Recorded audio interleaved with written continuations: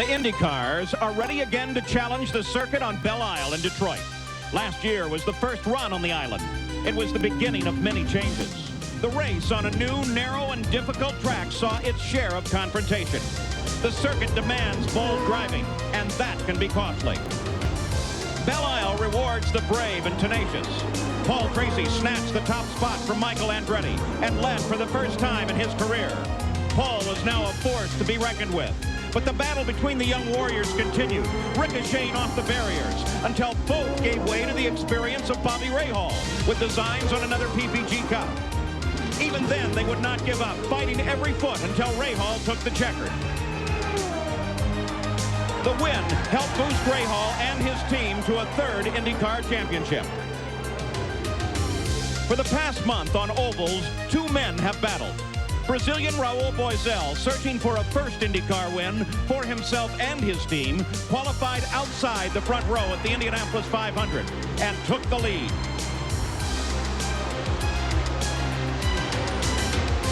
But mistakes like roaring up to speed and passing Mario Andretti on the pit road led to costly penalties. He could only finish fourth. Englishman Nigel Mansell is the reigning World Formula One champion, but at Indy he was a rookie, and it showed. A late race restart from yellow saw Nigel at the front, but the return to racing was ill-timed, and Emerson Fittipaldi screamed past to win. A week ago, Boesel took his first pole and jumped out in front of the field.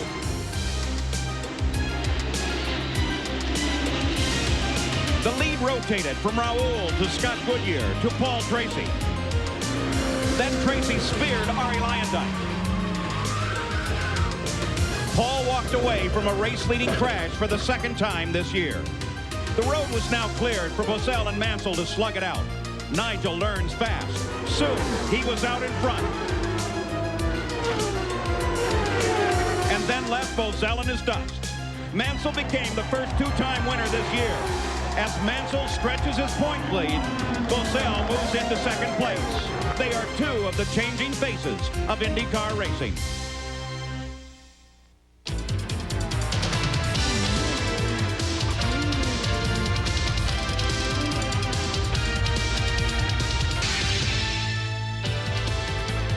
From Belle Isle in the Detroit River, it's the sixth round of the PPG IndyCar World Series, the ITT Automotive Detroit Grand Prix. Hello, I'm Paul Page. And in the past at IndyCar events here in Detroit, Michael Andretti has won every pole. Now he's left and gone to Formula One. Nigel Mansell comes over and takes his seat, and today Nigel has the pole, though it should be noted that Michael's pole speed of last year was only good for 12th position on the grid this year. And Nigel has something more. He leads the points fight now by 19 points over Raul Boesel. The texture of this series now changes with 4 road races before they return to the ovals at the Michigan 500. And Nigel is the acknowledged master of the road circuits. So if they're going to catch him, they better get to it. But remember, at this race a year ago, Michael Andretti was 58 points behind the lead. And he finished only 4 points behind the ultimate champion, Bobby Rahal. There is a man who is fully capable. He has led twice as many laps as anyone else. His name is Paul Tracy. Here's Jack Arute with an update. And, Paul, it was at this race 1 year ago that Paul Tracy took over the permanent driving responsibilities for Roger Penske, replacing an injured Rick Mears. And in that race, we saw everything that we have come to know Paul Tracy for. Leading an event, driving aggressively, and even wanging a wall every now and then. Paul Tracy is only 24 years of age, and with the tutelage of Roger Penske and Rick Mears, they're trying to contain his enthusiasm, but not keep him too far under the gun. Tracy hopes to avenge his problems of last year in this race and come home a winner. Remember, the only race he's finished this year, he has come home victorious at Long Beach. For another driver that would like to make his mark for the first time in IndyCar competition, let's check in with Gary Gerould. Jack, certainly one of the most intriguing stories of this race weekend thus far, the performance turned in by a young Italian rookie driver, Andrea Montermini. He comes here to drive for Antonio Ferrari's Euro Motorsports team, and he is qualified in the third row. This is significant because it's only his second IndyCar event. It's the highest that one of Ferrari's cars has ever qualified for an IndyCar event, and he's doing it in a year-old chassis with a 2-generation-old Chevy A engine. I'll tell you, everybody is very impressed with the performance turned in by Andrea Montermini. He's qualified in the third row. So there's another new face to keep track of in the IndyCar. Sam Posey, we've talked for a year or so about the changing of the guard. And now that it's happening, there's an interesting twist. Most of the new drivers are foreign-born. They're not American. Tracy is from Canada, Boesel from Brazil, Johansson from Sweden, the exciting Montermini from Italy. Mansell, of course, the current points leader, is from the UK. And it's a trend that could continue as IndyCar racing becomes better and better known around the world. TV coverage is expanding all the time. This race will be seen in more than 90 different countries. A record crowd here, beautiful sunshiny day, and the stillness is about to be broken here on Belle Isle at Detroit. Gentlemen, start your engines.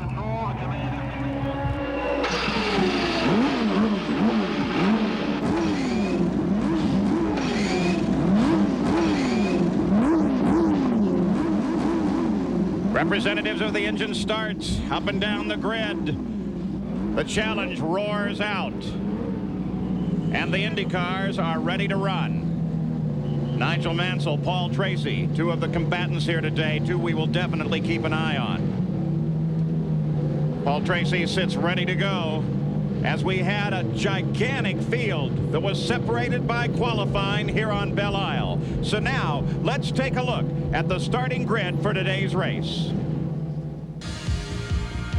On the pole with a new track record is Nigel Mansell. He's won every road course pole this season. Alongside is Emerson Fittipaldi, a two-time winner in Detroit, but never here on Belle Isle.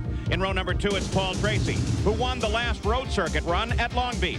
And Stefan Johansson, who placed third here last year in his first ever IndyCar race. Row number 3 is Bobby Rahal, his best starting position so far this season. And Andrea Montermini, the Formula One test driver in his second IndyCar race. Row 4 is Al Unser Jr. with 15 career road course wins. And Robbie Gordon, he made his IndyCar debut at this track last year. The 5th row is Mario Andretti. In his 30th season, he's won 52 IndyCar races. And Danny Sullivan, the 1988 PPG champ. The 6th row on the inside is Raul Boesel. He placed second here last year. And Mark Smith, an Indy Lights veteran in his 3rd IndyCar race. In row 7, it's Arie Luyendyk, looking for his first road course win. And Jimmy Vasser, who finished 3rd at Phoenix this year. In row 8, it's Olivier Briard, the French driver, in his second IndyCar start. And Teo Fabi, who finished 6th here last year, filling in for the injured Mario Andretti. The 9th row on the inside is Scott Brayton, alongside Roberto Guerrero. In the 10th row, it's Scott Pruitt and Eddie Cheever, who missed last week's race for the birth of his son. In row 11, it's Adrian Fernandez and Scott Goodyear. The 12th row is Robbie Buell and Mike Groff in the only American-made chassis in the field. And in the 13th row, Willie T. Ribbs and Buddy Lazier. And the 14th and final row, Hiro Matsushita and Marco Greco. And Hiro Matsushita had a little trouble starting. They finally got him started, and now all of the Indy cars are out and rolling on the circuit at Belle Isle in Detroit. We'll be right back. We're back at Belle Isle in Detroit as the Indy cars continue warming up. This is a wonderfully scenic location, and Bobby Unser, one I bet you'd like to drive. Well, Paul, if ever there was a driver's track, this is it. The straightaways are short, which makes passing very difficult, and all 14 turns are tight. Now, this tends to equalize the cars and the drivers as compared to most tracks. The flat surface is very narrow and rough in places. There's no relaxing any place on this track. And in my opinion, this was the best road course race last year, and with the cars being faster because of the tire and the engine development, today's race ought to be even better. On the pace lap now, 77 laps lie ahead, 161.7 miles, the race record set by defending champion Bobby Rahal, the only one to win on this course at 81.9 miles an hour last year. Some of our onboard camera views, they are going to be spectacular today. Some of the most beautiful road here in the area. And the engines, well, it continues here in Motor City to be a battle between Chevrolet and Ford. And that battle, which began at the start of the year, actually began at Portland a year ago when Ford Cosworth scored their first win. Well, it continues on today. Lola dominates the chassis here today. Rahal Hogan chassis, the only one that is made in the United States. And that one, of course, at the hands of Mike Groff. So as they complete now the pace lap, moving away from the casino. Let's look again at the field, the front of it at least, with Nigel Mansell, who was quickest in the morning warm-up session, Fittipaldi alongside, then Paul Tracy and Stefan Johansson. In row 2, Bobby Rahal, and the new Montermini sits there on the outside of row 3. Row 4, Al Unser Jr. and Robbie Gordon, and so much is expected out of Gordon driving for A.J. Foyt. Mario Andretti and Danny Sullivan in row 5. In the 6th row, Raul Boesel currently second to the points, and rookie Mark Smith. Row 7, Ari Luyendyk and Jimmy Vasser. The 8th row, Olivier Griard and Teo Fabi. Row number 9, Scott Brayton, Roberto Guerrero. The 10th row, Scott Pruitt and Eddie Cheever. In row 11, Adrian Fernandez, the rookie, and Scott Goodyear. Robbie Buell and Mike Groff. In the 12th row, the 13th, Willie T. Ribbs and Buddy Lazier. And the final row, Hiro Matsushita and Marco Greco. And now they stream toward Jen Swintel's green flag, and here we go. As look at the 2 Penske cars jump around Nigel Mansell on the start, and we're off and running already. Fittipaldi at the front, followed by Paul Tracy, and now Bobby Rahal comes up to challenge Nigel Mansell as the fight for second place develops. At the same time, a bit of a test between Tracy and Fittipaldi for the lead. You're on board the nose of Bobby Rahal's car.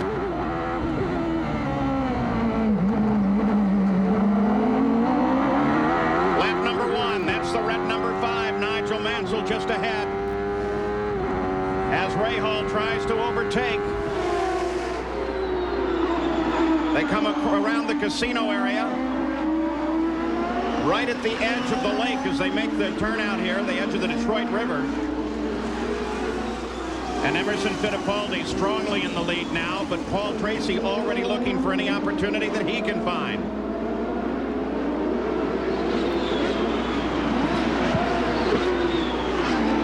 And Nigel Mansell sits in 3rd place. The indication on the official communication channels is that the team manager for number 5, Nigel Mansell, Jim McGee, wants a restart of this race. He's not happy with the way it started. Apparently they have declined that request as Nigel Mansell continues his pursuit of the 2 Penske cars. Well, Paul, the start, as we know, because it's so hard to pass here, is very important. Emerson has more experience with it. He kind of knows what the flagman will let go by and what he won't. But from where we sit, it looked like it was a good start. Let's take a look at that start again, Bobby, and maybe we can get an idea of what Jim McGee might be concerned with. Well, you can see Emerson's on the left, Mansell's on the right. And coming down, you see they're still fairly close. Mansell's up there for a little bit, fell back. Emerson had about a car length on him when he started. But look at Tracy going by the outside. Now, that's Mansell's fault, not the starter's fault. Well, you think the argument might be, though, that it seemed that Fittipaldi came to the right and crowded him a little? No, I don't think so. I think that was really a good start. Let's go to the pits, Jack Arute. Paul, that was a calculated risk on the part of Team Penske. They determined before the start of the race they were going to attempt that. In the drivers' meeting, Nigel Mansell was quite outspoken about restarts, asked for a ruling on it, and the quote from Wally Dallenbach was, "Gentlemen, that's a problem on ovals. We'll deal with it when we get to the next oval." But after the meeting, Nigel huddled with Wally Dallenbach and continued his plaintive decree about the fact that he doesn't understand these starts where drivers can pass even if you're on the pole. Well, the interesting point, Jack, don't you think, is maybe how Nigel Mansell lost Indianapolis, was on a restart. So this is one part of IndyCar racing he's just not familiar enough yet with. And I think the exciting thing now is we've got potentially the fastest car on the track running in 3rd. We're going to see some passing attempts. Probably the greatest thing that was said that puts a period on all of it was Bobby Rahal sitting in the back of the drivers' meeting saying, "Welcome to IndyCar racing, Nigel." Montermini now battles with Al Unser Jr. in a fight for 7th place. This is the key battle on the circuit. They've sorted out at the top of the field. The actual rule is green to the front row is green to the field on most of the IndyCar events. Indianapolis, they prefer that you don't pass until after you're over the start-finish line. But once you see green, you can go. One of the reasons Montermini has been so successful here is he does a lot of testing for the Benetton Formula One team. He has also tested for Ferrari a couple of years ago. He's very technically oriented, which has helped him tremendously. And let's also keep in mind, it's very early in the race. These guys are running literally with full loads of fuel now. Sometimes even on the warm-up session in the morning, they don't run them full. But they are right now, so they're feeling the track out, and they're full loads mostly. relatively bad start for Mario. He's going to have a lot of ground to make up. Well back as you're looking in 9th place for Mario Andretti as he comes through this curving front straightaway here on Belle Isle. Another thing to remember, too, is that guys can't see very far ahead because there's cement walls on both sides. In most cases, they're only seeing, you can look right there and see. They can't really see what's happening ahead of them, so it takes a little while kind of to get into all the traffic that's going on. They've widened this track a little bit this year to try to give the drivers better visibility, not necessarily to make it faster, though the speeds have been faster owing to tire and engine development. And right in there is where they did it, Paul. You can see all those red cones on both sides. That's what we call the back straightaway. It's really not a straightaway, but it's a straightaway in that they don't have to back off the throttle through there. 14 turns on the track. Only 2 of them could be described as fast turns. The rest are second or low third gear turns. Very tight. The view overhead from an aerial films helicopter, which helps us with our coverage here in Detroit, and gives you a marvelous view as the helicopter swoops down over the top of the cars as they run down these straightaways. The fight is at the front, and now we're taking a look at Johansson, who for a moment darted out and started to challenge Bobby Rahal. As we watch in practice, Johansson's really been aggressive. So we're going to start watching for him being aggressive in the race. He's not done too well this year so far, but he does get on the gas. An update on Stefan Johansson from Gary Gerald. Paul, there was a report from the crew that Johansson got hit from behind by Robbie Gordon. They don't think there's anything seriously wrong, but keep in mind, Johansson was knocked out early at Long Beach. He was knocked out early last week at Milwaukee. He's had contact early here, but this time he stays in the race. Well, Robbie Gordon sits right behind him on the track. In the meantime, Bobby Rahal is closing in once again on Nigel Mansell. Indeed, as promising as Johansson from Sweden has been this year, he has yet to record a top 10 finish. He was third last year, as we've said. This race means a lot to him. It's a real pivotal race for Stefan Johansson. Let's go back and take another view of this start, this time from this very same camera that is mounted on Bobby Rahal's car. Again, some concern in the Newman Haas pits as to the nature of the start. Bobby Unser, that's Paul Tracy just ahead. Yes. And you can see Stefan Johansson on the left. There they're taking off. You can see the starting line went way back what we saw. The trick to it is look on the left there, the car that's in the middle of that picture. That's Paul Tracy. He still went by Nigel. Nigel just didn't get the start. It's never the rule that the cars have to be totally even when they go across the start and finish line. That's totally up to the starter himself. And that was a relatively close start. It's just the road races are so important. Perhaps we can get a further update on the concerns of the Newman Haas team. Again, let's go to Gary Gerald. Well, Jim McGee is now settled into the normal race routine, but I'll tell you, on that opening green flag, he was very angry, Paul, and there was a kart official or an IndyCar official right across the wall. He immediately summoned them. There was a lot of gesturing. They wanted a yellow flag and a restart. They didn't get it as they lobbied race control. Well, Paul, that's really never happened. I know Jim is mad. He's a real racer. The guy is really feisty, but it's never happened that I can ever remember. So Jim McGee watches his driver, who currently runs in 3rd place. Mario Andretti is back in 9th. Those are the 2 Newman Haas cars. And at the front of the field, the Penske team leads it, led by Fittipaldi and Paul Tracy. We're back at the ITT Automotive Detroit Grand Prix, where Emerson Fittipaldi leads Paul Tracy by 0.4 of a second. You see the rest of the intervals down through the top 6. Robbie Gordon has begun to try and put the pressure on Stefan Johansson, who in turn is pressuring Bobby Rahal. That is taking some of the pressure off the front 2 runners. Now look at Johansson as he closes on the back of Rahal. Rahal's falling back just a little bit. I don't mean he has a problem, but he's falling back just a little bit. That's giving Johansson a little bit of hope. If he puts the pressure on Rahal, Rahal's going to have to get it up and start putting it on Mansell, who's right in front of him. If there was a concern about Johansson's car, it doesn't seem manifest now. He's not really showing any problem whatsoever, and neither is Gordon, who is just behind them. Now, we have to keep in mind also of how difficult it is to pass. If you notice, as we go around the track here, the cars are almost always turning, hardly ever going straight. So, therefore, a pass has to be done in the turns. So, Rahal, as you see him looking, or Johansson looking at Rahal, he's trying to figure out where Rahal is weak, and he'll have to do in the turns. Remember that this is a confrontation between a Lola in the hands of Rahal there, number 1, you see it, and a Penske car in the hands of Johansson. In other words, Johansson is driving a car that is a sister car to the 2 cars that are standing 1-2 at this point. And also, Sam, I want to mention that the Penske car is a 93 car. It's like almost being part of the Penske team. They have the same engine and the same chassis as Penske has in his car.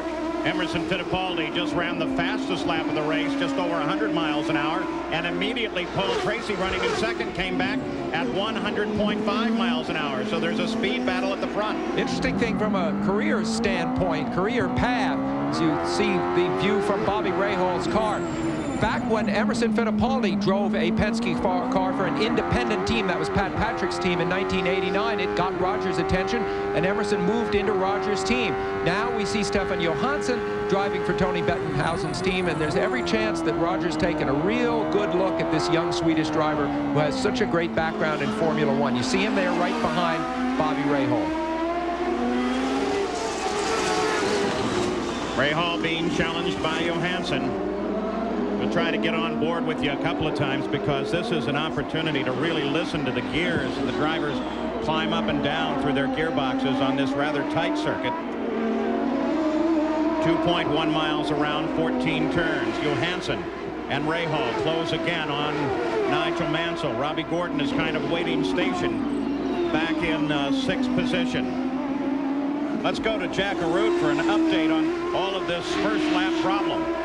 Paul, the kart officials are now talking to Rick Reineman and Chuck Sprague. They have just informed him that because Emerson Fittipaldi jumped the start by more than a quarter of a length, they are going to bring Fittipaldi in for a stop-and-go penalty.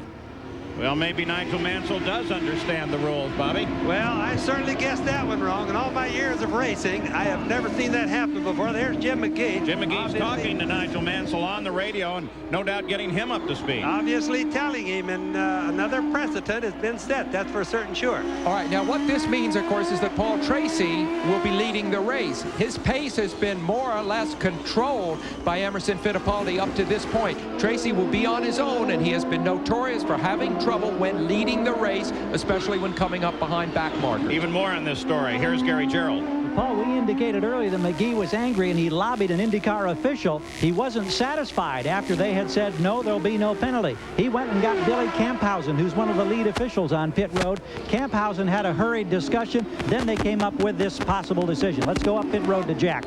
Well, Gary, the lobbying effort continues. Now the IndyCar official went to Roger Penske and to Rick Mears. Their retort to this potential stop-and-go penalty is there is no rule about how far you can jump a start before you're brought in.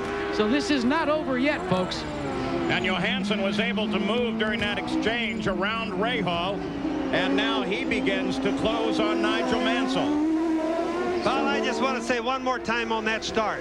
The starts, as long as I've been racing, which is a long time, have always been up to the starter, the guy standing up there waving the flag. If he doesn't like the lineup of those cars, he's not supposed to throw the flag. So if they do pull him in today, they will have established a new precedent never done before in the history of IndyCar racing. And from your tone, do I understand you're not happy with it? I would be on Roger Penske's side in this particular case because it's never been done before. So Emerson Fittipaldi still remains in front of Paul Tracy, though we wait to see whether or not they will give and he will respond to a black flag, bringing him into the pits. So far in the season, the two best teams in IndyCar racing have been this one, Penske's, and the Newman Haas, represented by Nigel Mansell. They have won all of the races held so far this year between them, and they are first, second, and third right now. So Fittipaldi continues in the lead, followed by Paul Tracy. Nigel Mansell is third. Johansson made the only move since the start and sits in fourth place now. Bobby Rahal is fifth. Robbie Gordon is sixth. Montermini sits in seventh place. Emerson Fittipaldi, ever since Indianapolis, has been so cocky. He's been so confident. He's been late to a lot of his things. He likes to be late to things, do things strictly on his own time, late to a lot of interviews, and he just doesn't care. He's cocky, he's confident, he's had a wonderful time since Indy. There's Montermini. Al Unser Jr. is closing on him, and just behind him is Raul Boesel. Ongoing battle for seventh place, and Boesel is closing down quickly. This is where the big fight's going to start right now, Paul, because There has to be pressure. And so far, early in this race, really haven't seen as much passing as I would have thought. The cars are much faster than they were last year. Maybe they're not faster where passing is even harder than we anticipated. There's another car in this string, too, as Danny Sullivan now begins to close on Boesel. So all four of those cars are running together on the circuit and beginning to fight with one another. It's extraordinary that a driver of Al Unser Jr.'s experience is running behind Montermini at this point. And Montermini is doing one heck of a good job, Sam, and he's been doing it so far all weekend. Well, he has that Chevrolet engine, which has to be down 50 or 60 horsepower at least to Little Al's Chevrolet C engine. But remember, this track equalizes horsepower. Horsepower is not so important here, so everybody knows, because the straightaways are short. You don't have the long straightaways where you're pushing really high speeds. Back up watching Johansson as he closes now with Nigel Mansell, and this battle continues for third place. So at the front of the field, still Fittipaldi. Look at them use the curbs, though, and this suspension move as Mansell gets high up on those curves. These cars have very tough suspensions, as witnessed Nigel Mansell striking the wall at 220 miles an hour at Indianapolis and being able to finish. Now you can watch that suspension as we go through those particular turns. The more it moves up and down, the rougher the track is right there. Let's continue this view of the start. This time we can take a look at it from Nigel Mansell's point of view. And here comes, as Fittipaldi is dropped into the pits off of the lead. He makes his stop and go. That gives the lead of the race over. There goes Fittipaldi out, and that, of course, gives the lead of the race over to Paul Tracy. So as we suggested, the officials did decide the black flag should be displayed to this driver, and he comes out just ahead of Montermini. Boy, and is he mixing it up back there. Look at little Al getting up alongside. Al Unser Jr. uses the opportunity to get past, so Al Unser Jr. comes forward and into 7th place, and now challenges on Fittipaldi. Just so that people know, when Emmo came back out on the racetrack right there, the number 4 car, the turbocharger's already cooled off when he made a stop-and-go penalty, so he doesn't have it really lit, and heat is what makes the turbocharger work. So when he first hit the track, he was lacking in horsepower just a little bit. He also had spun his wheels all the way down the pit lane, and he might have had an imbalance in the handling as a result of that. Now that they've assessed the penalty, we'll look at this start again from Nigel Mansell's point of view. We're on lap 13. You're looking backwards from Nigel Mansell. That's Paul Tracy just behind him. The point is, a precedent has been set. You men have been talking about that, and it's quite extraordinary what we've seen here. The penalizing of Emerson Fittipaldi. Here it is from a camera looking straight on to the line. The argument, of course, would be that Emerson Fittipaldi crossed the line ahead of Nigel Mansell. But I've got the kart rule book right here. And the race car is saying, as the starting signal is given, the timing of the race shall commence the instant the front wheels of the pole car reach the starting line. If the pole car does not reach the starting line, the timing of the race shall commence the instant the front wheels of the next race car. Let's go to Jack Arute. Well, Paul, Billy Camphausen, who makes many of these calls in conjunction with Wally Dallenbach, what was the official ruling on the stop and go? Jack, the officials were concerned about the jump that possibly took place on the 4 car. They reviewed that with timing and scoring, and the stewards got together and made a decision, which was to bring the car in on a stop and go. How does one answer what Rick Mears and Roger Penske were arguing, the fact that nothing was described in the drivers' meeting? I cannot answer that. That's not my position to answer. Paul? So the complexion of the race changes, much like Indianapolis, with an official call. And Paul Tracy is now in front of the race ahead of Nigel Mansell. We'll be back after this message and a word from our ABC stations. Back at Belle Isle in Detroit, Paul Tracy is now the leader, followed by Nigel Mansell and Stefan Johansson. That all comes, of course, as a result of the black flag displayed to Emerson Fittipaldi, calling him into the pits. He answers the black flag with a stop-and-go penalty, and that is all by a perception of the officials that there was an apparent violation of some rule as they crossed the line. Well, we're looking at the rule book at paragraph 6.6.3, which is the one that appears to address starts. We certainly can't find it, and that seems to be exactly the position that the Penske team is taking at this point, though they dutifully did answer the flag. Paul, remember one thing, too, that when the starter throws the green flag, it makes no difference where the car is. That is the official start of the race. Now, it may not be timing and scoring, but let's watch it once. We're going to run it one more time. Now, watch the cars. Watch the flag on the right there. Now, he threw the flag there. There was less than 1 car length difference when he threw the flag. Forget about when it crosses the line. If the car on the right, for example, had quit, that race would have still officially been started. It would have just gone yellow right then. Well, in the paragraph I read, look at the green flag. It's well out a good car length ahead, and the paragraph refers to the timing of the start of the race beginning at that line. It says nothing about the interval, nor does it mandate that the full car necessarily has to cross it first. Roger Penske will be protesting this one for a long time, is my opinion. So the race affected by a decision of the officials. We'll see, though, if Emerson Fittipaldi can fight his way back up. He currently rides in 6th place. He has been in a battle for several laps with this man, Al Unser Jr. And he got past Little Al, but Little Al is not having a whole lot of it. Robbie Gordon now sits just ahead of Fittipaldi, and Rahal just ahead of Gordon. Fittipaldi is doing a good job containing what must be a high degree of anger in the cockpit. He's made no mistakes since he came back out on the track. He didn't immediately try to scythe his way through the cars that got ahead of him. He's kept his head. He's very cool. Let's go to the Penske pits once again. Further update. Here's Jack Arute. Well, Paul, we were going to talk to Roger Penske about this whole situation. He said, no, please talk to Rick. Rick, your version, the team version about this stop and go and that alleged jump on the start. Well, I just don't agree with it. I don't believe in it. I've never heard of that before. I've never heard it announced or anything else, and they ought to explain it. If there's a rule that you're going to be penalized for a car and a half ahead of the other car, if somebody got a nose on me, I'd just let off and get him penalized every time. That rule does not work, and it's something I've never heard of. It shouldn't be done. Well, Paul, add to this. Remember what I told you at the top of the show, that Nigel Mansell was huddled with Wally Dallenbach after the drivers' meeting, continuing to plead his case about these starts that he wasn't used to. Maybe it planted a seed in Wally's mind. Boy, isn't that a racer's thinking, though? As the mirror says, this was just moments ago. As 2 cars coming together here, and that is Brayton gets together with Scott Pruitt.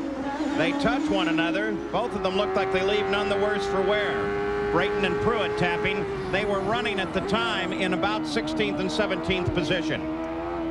Back on board with Bobby Rahal, 4th place.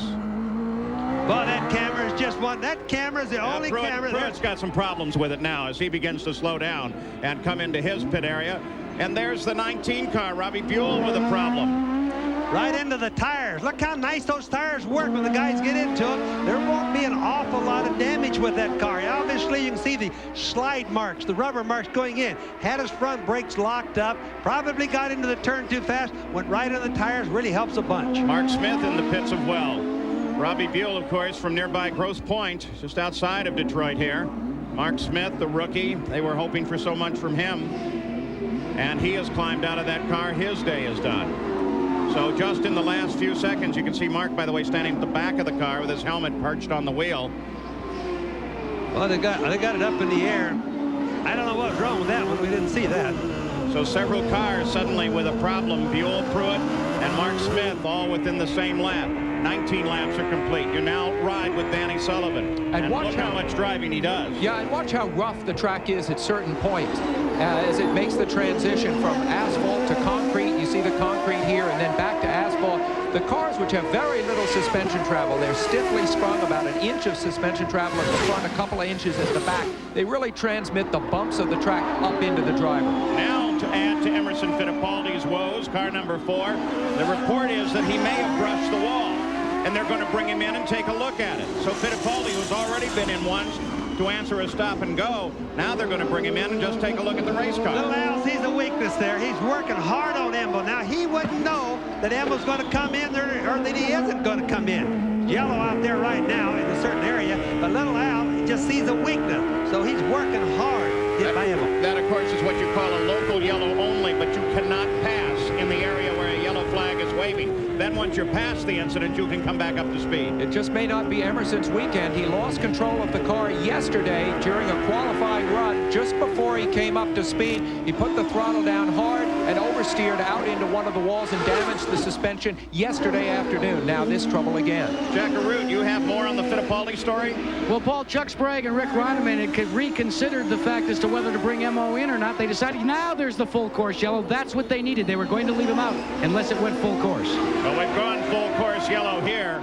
And as a result of this, almost all of the crews will be prepared for a pit stop because it comes right at the 20th lap, and that's well within the window. We can watch everybody right across the mud is getting ready for the cars in. Almost every car will do it. So on Belle Isle, it is Paul Tracy in front, and a full course yellow is out. Right, the leader, Paul Tracy, is into the Penske pits for tires and service. As the crew falls on that car, you look from high overhead. And just that quickly, the car back into the fight. This stop coming on the 21st lap with the full course yellow for several incidents on the track. Bobby Rahal is in. There's Nigel Mansell in the pits. So all of the cars, for the most part, taking an opportunity. Look at Mansell roar away. Is that great? You can see Mansell's people take a lot more time on theirs, though, than you did Paul Tracy's, Paul. Let's go to Jack Arute. And Fittipaldi continuing to have problems befall him. When he came in, he almost overshot his pit, and now he has stalled the car. They're going to have to go to work to restart it. Things are not going well for Team Penske in terms of Emerson Fittipaldi. And Mario Andretti makes the tight turn down at nearly the last pit, just before the pit exit as he comes in for his stop. Let's go to Gary Gerould. Watch with the crew as Mario comes off the jacks. He lights up the tires and is out of here. His teammate Mansell ahead of him coming in made a slight wing change trying to alter the handling characteristics of the car, Paul. At the moment, everyone except Scott Brayton has made a stop. And this was Mario's approach into the pits. Take a look at that swing that he took as he came in. And when he comes out of the pits, he also has to make a very sharp right turn to rejoin the race course. The Newman Haas team pitted at one end of the pits. The Penske team, their rivals, chief rivals, pitted at just the other end. It's always interesting, Sam, on why these guys pick out total end of the pit. Two of the most competitive teams here, but they have their reasons for it. And sometimes we may disagree with it, but they definitely think they're each right. We mentioned the local yellow rule. This, of course, is the full course yellow rule that's in effect. That's when the officials decide you'd put a yellow flag out at every corner station and send out Johnny Rutherford in the PPG pace car. The Goodyear Tire and Rubber Company has dispatched the Goodyear Blimp Spirit to provide the aerial views of the Detroit Grand Prix today. It floats so lazily in the sky right here on the border between the United States and Canada, the Detroit River that separates Detroit and Windsor. So now, under the yellow, Nigel Mansell for the moment has assumed the lead, followed by Stefan Johansson. Back in Detroit, tonight here on ABC, Bob Saget hosts America's Funniest Home Videos at 8 o'clock, 7 Central. That's followed by America's Funniest People, and then Meredith Baxter stars as a woman having an extramarital affair in Burning Bridges, a Sunday night movie tonight here on ABC. There has been some action leading into this yellow. As the yellow came out and everybody headed for the pits, one of them, of course, was Mario Andretti. Now watch as Al Unser Jr. comes out of his pit. Mario locks the brakes up, misses little Al, and makes it into his pit anyway. Nice piece of driving there. And then Emerson Fittipaldi was coming into his pit. It's the very first one, but one of the tires was in the way. It had added some time to the stop because they had to pull it out of the way before he could actually come into position. Now let's go to Gary Gerould. Paul, Goodyear has this year a softer compound for tires at this circuit than they had last year, their first time here. We saw evidence of wear and some concern as Mario Andretti made the stop. Kenny Szymanski is the tire expert for the Newman Haas team. Is this normal wear and tear? Is this a blister? What did we see? Yeah, we just got a normal blister situation here, Gary. The tire's a little softer, as you said. Of course, it's a lot hotter than it was last year because we had a very cool day last year, and it's normal. The setup is a little bit off maybe in the rear end. Will you change the tire pressures? You bet we will. Okay, we'll go back to Paul. Still under a full course yellow. The leader under yellow is Paul Tracy, winning his first IndyCar race at Long Beach. He also dominated at Phoenix and Milwaukee, only to fall short as a victim of circumstance. We ask him if he begins now to question his ability after such moments. It gets tough sometimes. Well, I'm sure the way I look at it, over the last week, I've looked at it, I could have been leading the championship now with 3 wins, but it didn't happen. So we gotta move on to the next race, and I've had some talks with some people, with Roger, and they said, hey, you just gotta keep moving on and not worry about the past. And you take a look at a guy like Michael. The last 2 years, he didn't make any points until Portland. So last year, he didn't have any points until Portland. So you just gotta focus and get things turned around. And the green comes out once again here on Belle Isle after a full course caution. There was some slower traffic ahead of the leader, Paul Tracy, most notably Marco Greco, but he wisely got out of the way. Now he's being chased by Nigel Mansell, Stefan Johansson, Bobby Rahal, and Al Unser Jr. as the race is back on. 25 laps are complete. Now, Paul, even though all the cars came in the pits at one time, so we didn't get a chance to see all the adjustments that were made, but some of these guys, there's Johansson going by Greco. Some of these guys made some adjustments to their cars. So now we got to watch, like, for example, with Mansell. Did he make an adjustment, or will he make a gain? The front 3 cars, now the front 4 back in contact as Rahal gets clear as well. And Al Unser Jr. will struggle to get around slower traffic, and then he will be back in the fight too. Buddy Lazier sits just ahead of Little Al.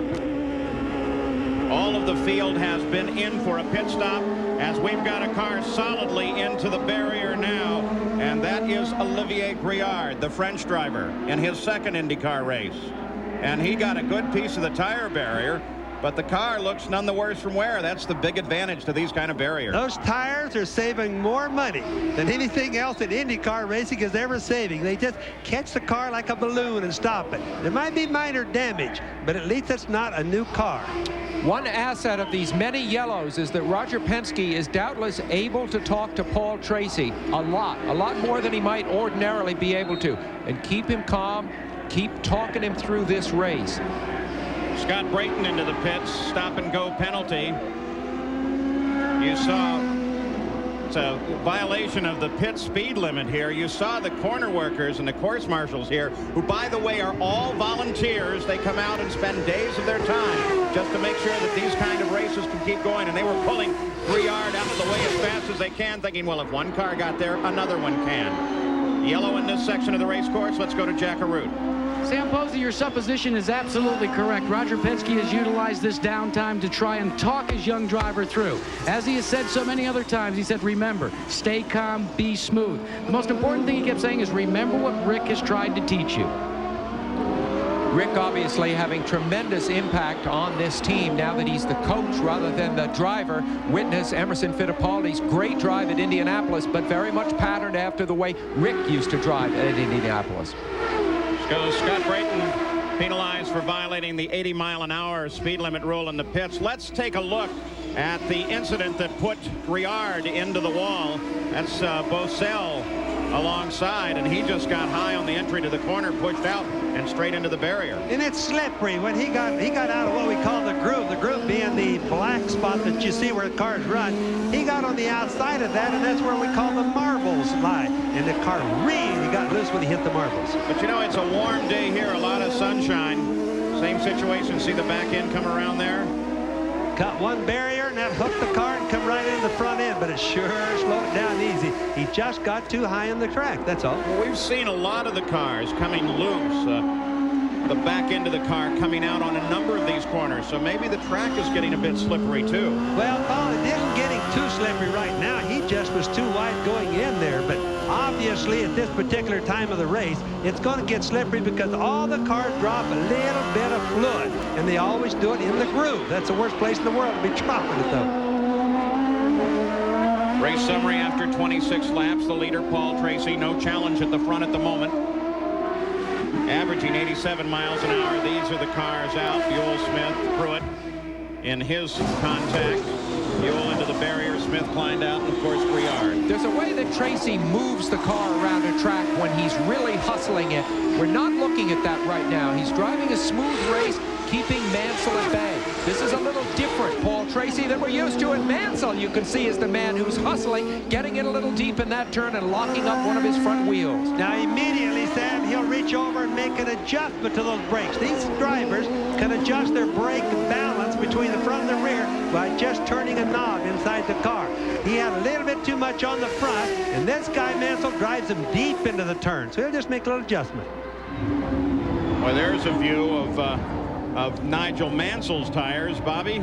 Those are all blisters, you know, just too much heat for the rubber. We said that the rubber was softer this year. Well, sometimes the drivers never run them as hard as they can until race day, so the blisters don't show up in practice and qualifying. Is that the result we're seeing here, or is that just his driving style coming hard into that corner? No, it really nothing to do with the braking. It just happens to be that the tires are just a little bit too soft for the heat and the speed they're running today. So Tracy continues his lead, upping the ante now to about 101 miles an hour on each lap that he turns, but Mansell is turning a lap at about the same pace, trying to catch Paul Tracy with 28 laps of 77 now complete on Belle Isle. Back at the ITT Automotive Detroit Grand Prix, boy, look at this group of cars. This is a battle that revolves around about 12th place. Teo Fabi and then Jimmy Vasser, then Emerson Fittipaldi. You see him coming through there, and right behind him, that's Mike Groff in the Ray Hall Hogan car. And he has been doing everything he can to get around Fittipaldi. There's Fittipaldi just ahead. Last few laps, Groff has really been all over the top of Fittipaldi's car. Well, Bobby talked about how tough it is to pass here, and this is a driver's nightmare. Fittipaldi penalized, of course, dropped back, and now he has such a hard time working his way up. It can be laps before you can put a pass on a car that is nearly equal.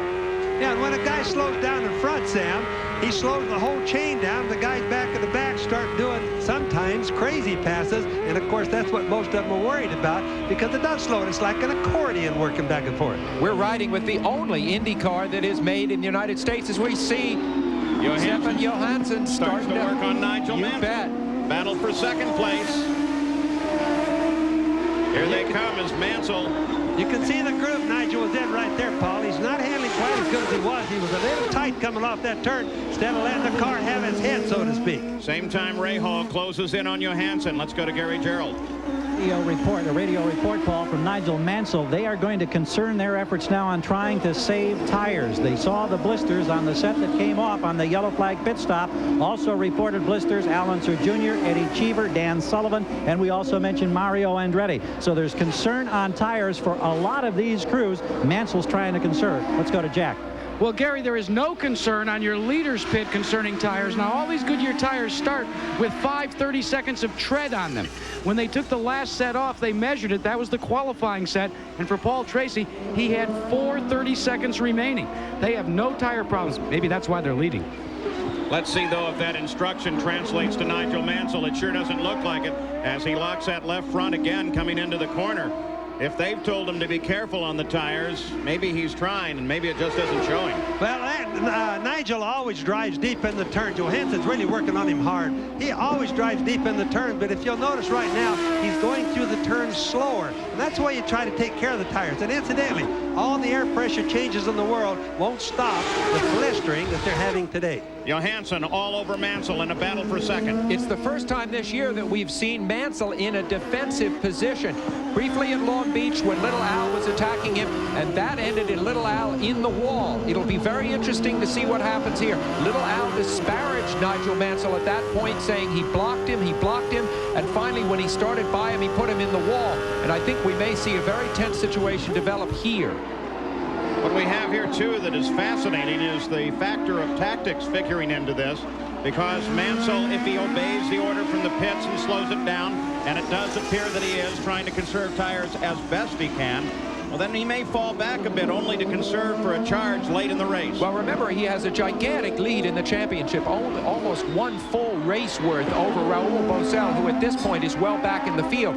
So championship-wise, Mansell merely needs to keep it out of trouble. That's his main goal now. And as far as taking care of the tires, naturally the guy is smart.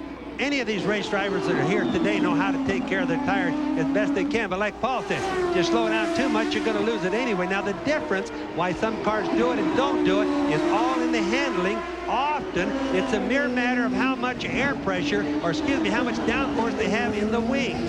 Tony Bettenhausen, Stefan Johansson's car owner, driver himself, drove at Indy. He may be trying to get a black flag thrown at Mansell. I wouldn't be a bit surprised, because I'm sure Stefan is radioing in that he's being blocked.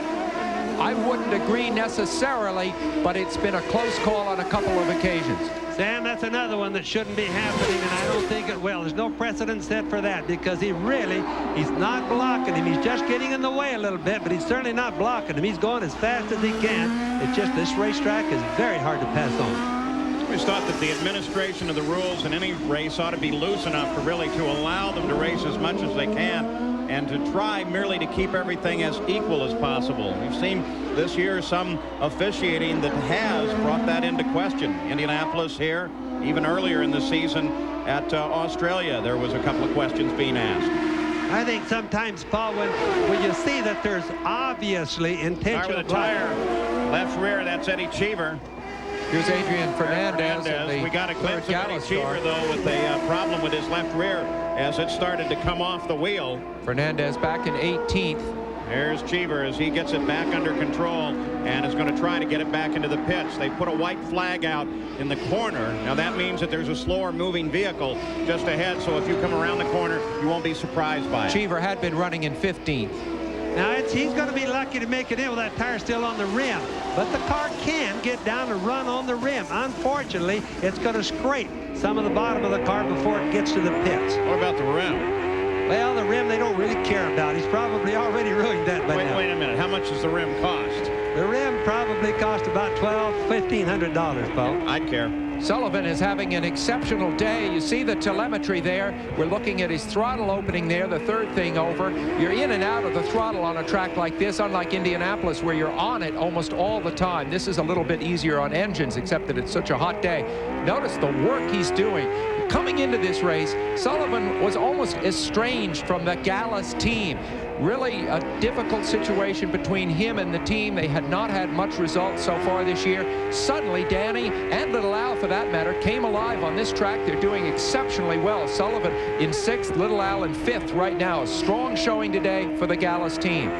Danny Sullivan putting a lot of input into that wheel in some corners. You can see how terribly rough it is as he bounces over different changes in the pavement. Eddie Cheever is into the pits now as he gets that tire repaired, new wheel assembly on, and Eddie Cheever is back into the fight. Paul Tracy is still the leader. He is now unchallenged by Nigel Mansell, who runs in 2nd place. We'll be back after this message and a word from our ABC stations.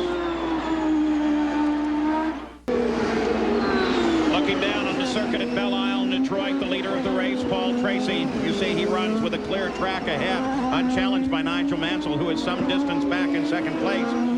The Goodyear Blimp Spirit drifting lazily over this track in a beautiful blue sky. The pilot today is John Moran. Great to have them around at any car race. This race represents something of an aesthetic highlight, I think, for the year. The beautiful park here, designed by Frederick Law Olmsted. You see an exciting Bobby gets it up on the curve and gets it sideways, but he keeps it under control. He was making a move on Ari Luyendyk. That's an ongoing battle for 10th place. He was braking when he went up on the curve, and that's what turned the car sideways so fast. He thought he had to brake because he was trying to pass Ari right there. Beautifully controlled by the Italian driver, Teo Fabi, who a week from now, and there's more action here. Stefan Johansson still worrying at the back of Mansell's car. Now, Bobby, is that blocking or not? That's intentional blocking. That's when Wally Dallenbach, in my opinion, ought to come up and say, hey, now that is not the way we race over here.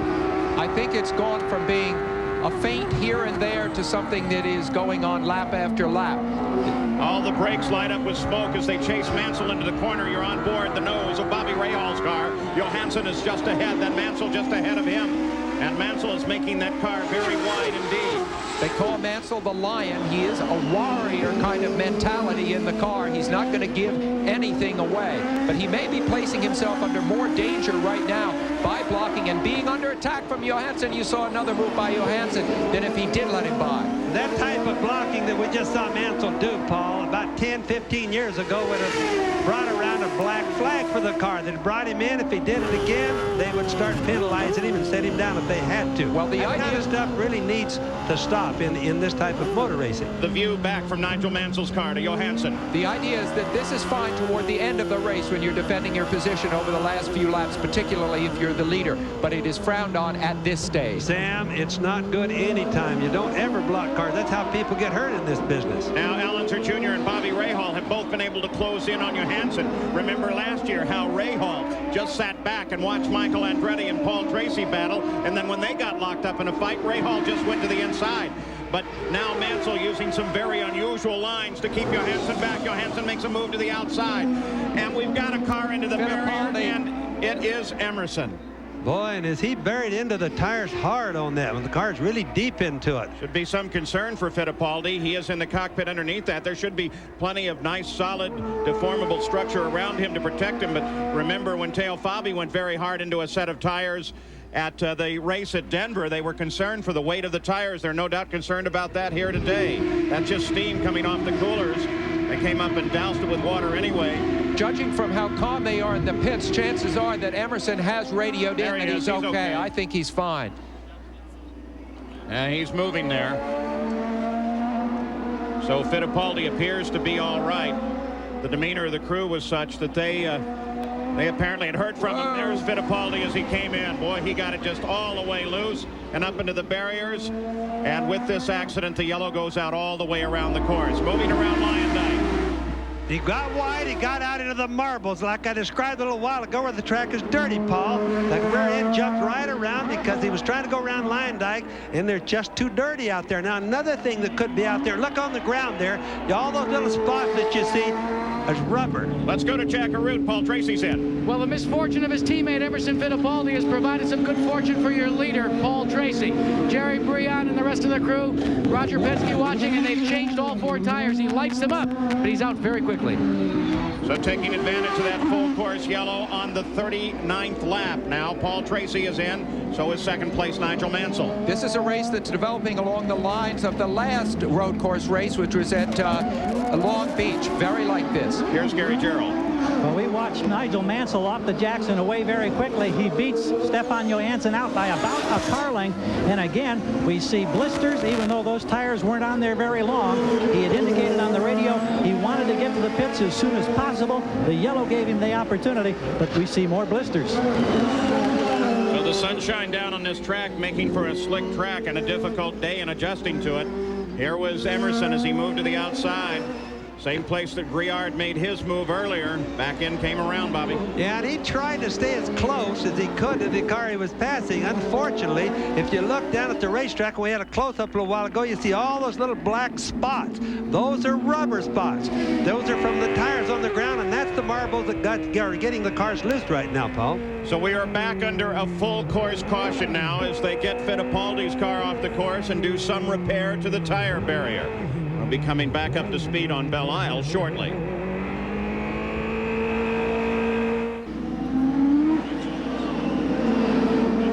We're back at Belle Isle in Detroit, the ITT Automotive Detroit Grand Prix with 1 lap to go, and then we will restart coming out of this, the second caution period of the day, with a full course yellow.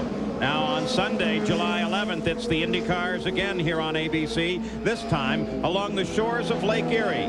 These IndyCar drivers on the north coast of Cleveland for the IndyCar Grand Prix presented by Goodyear. That's Sunday, July 11th on ABC Sports. We'll take a look at the standings as they sit right now under the caution. And while we look at them, let's review yet another rule. Rule 6.7 of the IndyCar rules as it applies to parade and pace laps. Toward the end of the paragraph, no driver shall attempt to improve the position of any race car prior to crossing the starting line. The decision of the officials as to whether a driver improperly advanced positions prior to crossing the starting line at the start of a race is not, repeat, not subject to protest. Jack Arute? Paul, we've got another problem now. Behind me is a radar detector and a readout. The speed limit this afternoon on pit road is 80 miles an hour. Wally Dallenbach told the teams, you go to 86, he calls it drop dead time. 93 miles an hour was the exit speed of your leader, Paul Tracy. When they go to green, he's going to be called in for a stop-and-go penalty. Paul Tracy is currently second in the race. The leader of the race is Bobby Rahal, but he has not completed a second pit stop. It's been 21 laps since Bobby Rahal has been in the pits. He's in front of the field now. There's Paul Tracy. He'll have a stop and go. And for an update on Rahal, let's go to Gary. Well, it's one of those calculated risks down here, Paul. They stay out. They have the lead of the race. They hope that there'll be a yellow or an opportunity to get a stop somewhere before they get out of their fuel window. But keep in mind, everybody else who has pitted is going to have to make a splash and go yet in the final laps if we don't get more yellow. So they should be coming back to green very shortly now. You saw the PPG pace car, Johnny Rutherford at the wheel. You look over the nose of Bobby Rahal's car. The pace car is still ahead. It will veer off to the right and onto the pit road as the rest of the field now begins to pick up the pace. And already Bobby Rahal is back at full chat. A flash to the green flag. And we're back running again. But very quickly, Paul Tracy should see a black flag for the stop and go penalty. Remember that it was a year ago that Rahal won this race, as you, Paul, said, by very careful strategy of watching the others drop out. He's strongly positioned right now. But he still, Sam, has to have another fuel stop. And he's going to try to stretch it out and hope for another yellow. It's a bit of a gamble right now. Looking at how the back end comes around on Rahal's and Tracy's car there. That perhaps giving a bit of an indication, at least in that section of the course, on how slick it can get. This is just the second race for Rahal in this new 93 Lola after they abandoned having him drive the Rahal Hogan chassis. So they're still getting used to the new Lola, but very effective here. When you go up into that turn 7, they run from asphalt to cement and back to asphalt again. And that's where you see the cars really bump a lot. The rear ends really jump out when they do that. Johansson battles with Mansell. And Sullivan is just behind Johansson as Teo Fabi takes the tire barrier out. And Fabi now climbing out of that car. So will this bring out another full course yellow? Here's how Fabi got into trouble. He came down under Groff. Groff cut the front end of the car off. And Fabi just drove off and into the barrier. Yeah, just took the wheel, the left front wheel, and just when he hit, just literally turned it to the left and right at the tie barrier. Just no time at all. Continues green on the remainder of the race course with Bobby Rahal still in front. And we've got another car, and it looks like Cheever in trouble. Second problem for Cheever of the day. So he did a quick spin, caught the left rear and the rear wing, Bobby. Yeah, so what, we didn't see that happen right there, but what happens is they there it is, there's a big Johansson. Johansson made a move, and he didn't. But look, yes. He gets into Fabi. Johansson was trying to make a move on Mansell, moved to the inside, he got shut off, moved to the outside, and into Fabi's wrecked car. Fabi's car was really blocking a lot of the racetrack right there. The guys don't see it till they get there, although there are plenty of yellow flags. There's plenty of warning for it. There had to be plenty of yellows out in front of that, especially with the IndyCar safety vehicle out there. This group of corner workers in Detroit, of course, have dealt with that before. Remember the situation over on the streets? Mansell is checking his car. Look at this. He's slowed down. 2 cars shot right by him. So I think Mansell has been touched in this proceeding. We take a look at what really is the end of the situation. Here comes the safety vehicle. Look to the right. Mansell strikes nothing there. I don't know what the problem with his car could be. It's all involving Johansson and Fabi. Back to a full course caution. Just mentioning the corner workers again, we were talking to one of the corner stations here. They were the same people that dealt with that situation on the streets around the Ren Center several years ago when they just literally closed down a section of the race course in 1991. Now, here comes Eddie Cheever trying to get back into the pit. Second time today we've seen this, but this time we're talking more damage. We're back to a full course yellow, and Bobby Rahal's gamble may have paid off. But we may have one of these volunteer course marshals injured. Flat rear tire on Mansell's car. Let's go to Gary. You look with the crew, Paul, from the back of the car. They've already changed a destroyed right rear tire. Now Nigel gets back underway. Remember the adversity he had in Australia. He came back and won. Now he's had some real adversity here at Belle Isle. Can he do it again? Well, it makes you wonder whether or not Johansson, when he made his dart to the right side of Mansell's car, might have gotten in to Mansell's right rear, causing this situation for Mansell. But at least it comes at a time in which there is a full course yellow. But again, the guy that it pays off for is Bobby Rahal, who is still the leader of the race, has gone 24 laps since his last stop and will have an advantage. Now, let's take a look at Mansell's car, and he did touch him. Contact. Indeed, absolutely. You can see the left front wing of Johansson. Look at there. There he hit with it, so it's all destroyed now. But you can see where he got into Mansell's right rear tire, Paul, and it blew it out or cut it. And then his wing, you can see the side plate flapping just before he hit the yellow car of Teo Fabi there.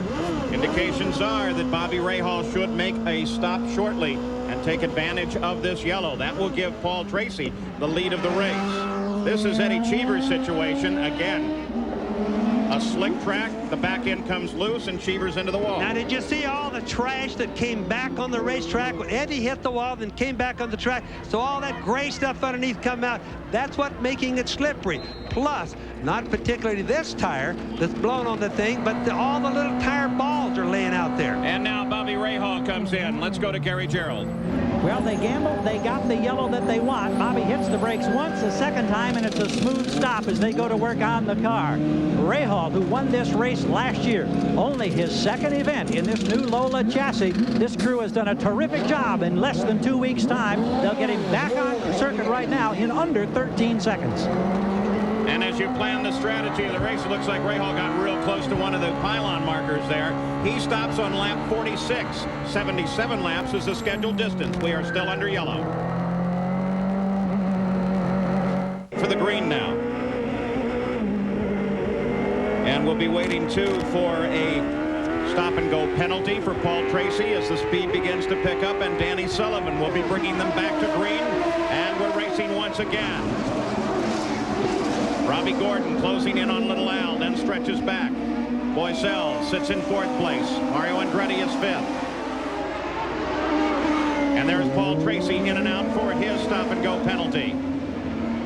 And he roars back into the fight. He came into the pits in 11th place. He'll fall much further behind now. But keep one thing in mind, it's not quite as bad as it looks because he's got the fuel to go to the end and supposedly the tires.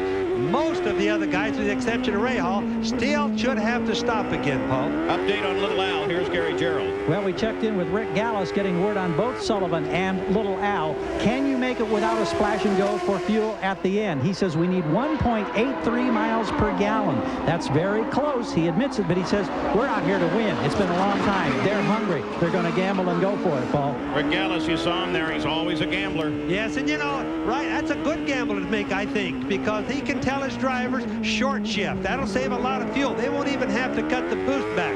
The main thing is they could really make it. We've got the onboard telemetry from Chevrolet's engine here on Little Al's car. Let's see. In fact, he is short shifting. Bobby, you watch him. Let's just listen to it and watch for a second.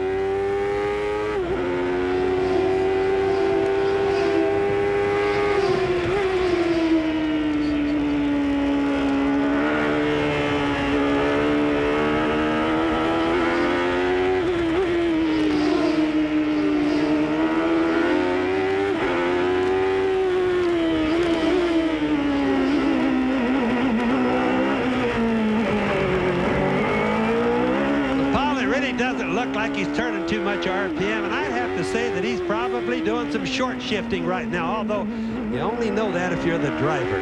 So back to the green flag. Danny Sullivan is in front of Al Unser Jr. We'll be back with more from Belle Isle after this message and a word from our ABC stations. And he wants to get going again. Well, we can't see what happened to him right now, but he's sure upset about something, Paul. The main thing is, if they're pushing him so he lost his ditch, you got to restart it. Boy, was that lucky. That's really lucky. These things don't always start with just a push like that. That's not the car we're more accustomed to seeing Scott in. He brushed his primary car against the wall in practice. There you see, he got together with Groff. It just took him around. He wisely let it roll all the way off the course. Got a little push from the course marshal. You can just see, it didn't really hurt the car, but you can just see how slippery the racetrack is, not from oil and water, but mainly from rubber, Paul, and probably the tires just being worked too hard today. Once again, take a look. Brayton trying to dart inside of Groff. Groff kind of turned to the inside. The two of them bounced together. That's what you call getting no contact. That's what you call getting the door shut on you, but it really wasn't anybody's fault. That's a real racing accident that couldn't be avoided. And it did get Scott Brayton back into the fight on board second place. Al Unser Jr., his teammate Danny Sullivan, is ahead, just having completed 52 laps, but Danny is now pulling out 1.5 seconds ahead of Al Unser Jr. Is it possible the team is working here together, where one of them is going to be the rabbit and the other is going to try and conserve? Well, as we studied those revs on the onboard telemetry, the highest that Al Unser Jr. took his engine was 12.6. That's an engine that can rev easily into the 13,000s. It's not impossible that he's gambling on fuel consumption and Sullivan is not, because there's a big spread in the way they're running right now, and I don't think there's that big a spread in the way they actually drive if they're using the car the same way. Now let's look at Sullivan's throttle and see how much he uses. He's in a tight part of the track now. We saw 12.7 there briefly. And they really won't have a deal going between them. They just look at that that's another car as far as they're concerned. Oh yeah, there'll be no teamwork there. They race each other, as we well know from Long Beach last year when Sullivan tapped Little Al, who was leading the race with just a lap to go. Sullivan went on to win that one. Mario Andretti tries to hold off Arie Luyendyk. This is a battle for 5th place. Arie closing. Except for Arie's brilliant month of May where he had the pole position and wound up finishing second. He's had a miserable year so far with this car, which appears to have everything that it would need to have. A Ford engine, a Lola chassis, a brilliant engineer in the form of Mo Nunn. Arie Luyendyk, of course, a former Indy winner and winner of other IndyCar races, but he just hasn't had it together. Sometimes teams just don't click for whatever reason. Maybe the guy doesn't get along with the mechanics or the team owner, or who knows. They just Scott don't Brayton click. back in after his quick little spin. He apparently wanted to make sure he had good tires all the way around. Didn't want to go through that experience again. He's been in so many times, another stop would probably be good. He's already bent one car. He's better off trying to keep this in pretty good shape, Paul. Scott Brayton continues on after completing his 4th stop of the day, and we watch Robbie Gordon carrying A.J. Foyt's number 14. Let's go to Jack Arute. Paul, Robbie Gordon is one of those drivers that may have to come in for a splash and go. They had 29 gallons on board. They say they're going to have to average 2 miles a gallon to make it to the end. They're just shrugging their shoulders. They may be one of the teams to stop. You know, A.J. Foyt really likes this young man. As a matter of fact, he came up to me in the pits and said, hey, you got to mention my guy more. So, A.J., I mentioned him, Gordon, and Gordon again. Bob. Running 3rd place, but watch it when he comes off some of those turns. The rear end jumps right out. Now, this boy's been coming up through off-road racing, running on the dirt, so he knows at the what front it's of like the field. to Al Unser Jr. now trying to close on his teammate, Danny Sullivan. Danny was a 2.5 seconds ahead a couple of laps ago, but now Little Al is right there and trying on his own teammate. Sullivan drove a defensive line into that next to last turn. He certainly knows what's going on here. 54 laps are complete, scheduled distance 77 laps. The cars are all running loose here. You watch Little Al rear end pop out occasionally. Little Al gets onto the inside, tries to get past Danny Sullivan. Over and over this season, the pattern for Little Al has been starting deep in the field and coming on. He's come up as high as 3rd or 4th. He's never had a shot at the lead before. Remember that it is terribly slick just offline on several of these corners. We have seen evidence of that, so it's a precarious run for Little Al. Let's also keep in mind both of them have a fuel problem if they're trying to make it to the end. Like Rick Gallis said, it's a gamble, so they can't race each other too hard. So these two cars battle at the front of the field. They are teammates. Every single race this year, as I said earlier, you see them there, shortcutting that turn, has been won either by the Penske team or the Newman-Haas team. This is the first time a real threat to that dominance has been mounted. Neither driver has won since last year. They both look for a victory here today. As we take a look at the full field running order at the conclusion of 55 laps and continue to watch the battle for the lead. And from time to time, too, you get a glimpse of Robbie Gordon as he begins to close in from 3rd place. The interesting thing as we watch the two of them there, the 3 of them, is how's he going to pass? They would all like to get offline and do a turn, pass in a turn, Paul. The problem is there's too many marbles out there, too much slipperiness out there. Second time as they've crossed over the line that Al Unser Jr. has come to Danny's right, let him know that he's there, let him know that he's thinking about it. As we see that rundown, were the championship, were the race to end right now, the championship would actually be closer. Bosell with 64 points, Mansell with 74, just 12 ahead of Bosell. So right now, with this current situation, Bosell is closing up in the championship on Mansell. Mansell currently runs in 8th place. The fight is at the front of the field. Al Unser Jr. trying to reel in Danny Sullivan. Update on Danny Sullivan, Gary Gerould. All the speculation about the fuel. He had a fuel pickup problem yesterday in qualifying when they were below 5 gallons. They redid. They hope they cured the problem. They won't know until the final laps of this race. So the leader has another concern, Paul. So Sullivan trying to hold off a charging teammate Al Unser Jr. Boesel now closing on Gordon, and Gordon closing on the battle for the lead. There are 56 laps now complete at the ITT Automotive Detroit Grand Prix. There's golf this afternoon here on ABC Sports. Right after the racing, coming up next, Jack Nicklaus previews golf's national championship, the U.S. Open. And then next Saturday, it's 18-hole coverage of the 93rd U.S. Open Championship right here on ABC Sports. But for the time being, it's the Indy cars.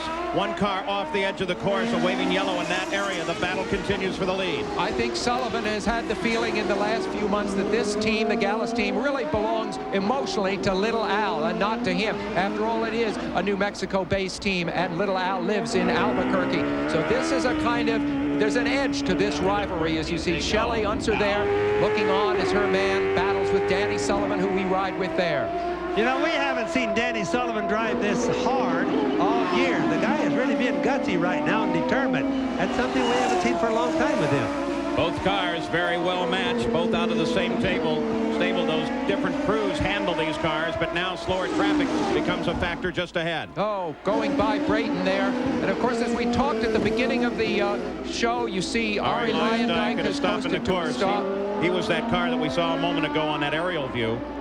As you talk about the foreign-born drivers who are in this race, and 15 of the 28 starters were foreign-born, suddenly we're looking at 3 Americans on the top of the list. You see Luyendyk right there. Now, he wants to get a pull in. The idea is he's sitting there trying to force the truck to come around and get him, which my guess is they will. We'll have to do it to get him out of the way. The question, of course, is whether or not they'll go to another full course yellow just to get that vehicle off of the course. They don't have to. Look in Danny Sullivan's pit. A lot of higher mathematics going down there as they try to figure out if they have sufficient fuel to make it to the end of this run. They're praying for a yellow right now. That would put both of them pretty good chance, and a real good chance of winning, or pretty good chance of winning the race. Both Sullivan and Al Unser Jr., very highly paid drivers who've really not been producing, and now they are very much as this race winds to a conclusion. You can see Little Al working really hard on Sullivan now, because when they're catching somebody to lap, that's when Sullivan might become vulnerable to a pass. So Little Al works really hard when that happens. Exactly. Sullivan having to go offline to get by. That's Willie T. Ribbs that he went by along with Little Al. Ribbs very wisely lets both leaders come through. But even a move when someone's letting you through can be very dangerous in some of the areas of this course because it is so very slick now. Hardest course on the circuit to pass on the day. It's really been a tough one. This is the first time since the race in Australia we've seen trees on an IndyCar race. Beautiful here out on Belle Isle. Just think of all the thinking that these drivers are doing, trying to figure out if they're driving it too hard, if they're going to make it to the end with their fuel. They've just gone past Arie Luyendyk's disabled car. The IndyCar safety vehicle is there, and soon should maneuver out in position to try to get him off of the course. And yellow flags wave in that section of the race course. But on the rest of the track, the remaining 13 turns, well, they can battle, and Al Unser Jr. is doing just that. Though lately, both of them seem to be conserving a bit. Not now. Here comes Little Al again. Bobby, we've often talked about what Little Al's strength is, and it's late braking. And we'll have to see whether there's any place around this track where he can play that ace. It seems like he's thinking about it, but he can't find a place for it. Further update, Danny Sullivan. Here's Gary. We just talked to team manager Ed Nathman for a brief moment, Paul. I asked him about, will you have to come in for the splash and go? Do you need a yellow? He says, I guarantee you we will not come in, but I can't guarantee you we'll make it to the finish line. They're sweating bullets down here.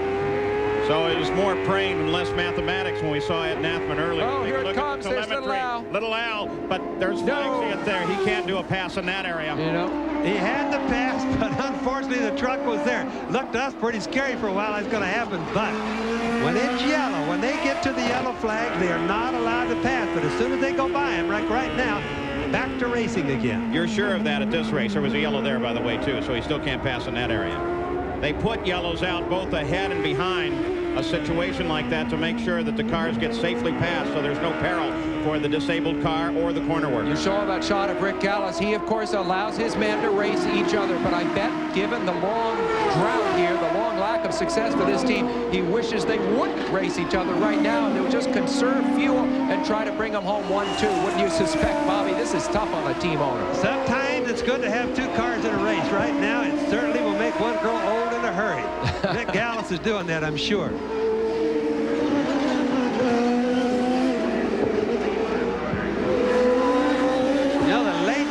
Sam, just doesn't work for Little Al here because they don't have high-speed straightaways where they can brake really hard in those slow-speed turns. Plus, the place where you'd get offline to pull abreast is too slippery to make it really work. So Little Al, his hands are tied. And he's got 2 yellows, too. So part of the course is cut off for him. Now, where he's working is the traffic that's ahead. Of course, we're back into the yellow area again now, but it's the traffic ahead. Danny can't pass that guy either. So Little Al's thinking, if he would block Danny just for a second where I could poke my nose alongside, it might be over. Yeah, that's the kind of area where Danny Sullivan can be held back. Look at Little Al as he darts in and out again. But again, that's an area covered by yellow. So frustrated by the slower traffic ahead is Danny Sullivan. Frustrated by the yellow flags is Al Unser Jr. That's Marco Greco sitting just ahead of both of them. Greco gets the blue flag, which is the move over flag, which he does. Actually an advisory flag. It tells him that a faster vehicle is following. It's not a direct command to move over, though if you're running off the pace of the race, it's probably a good idea to get out of the way and let the leaders come through, if nothing more than avoid some sort of argument when the race is over. We'll be back.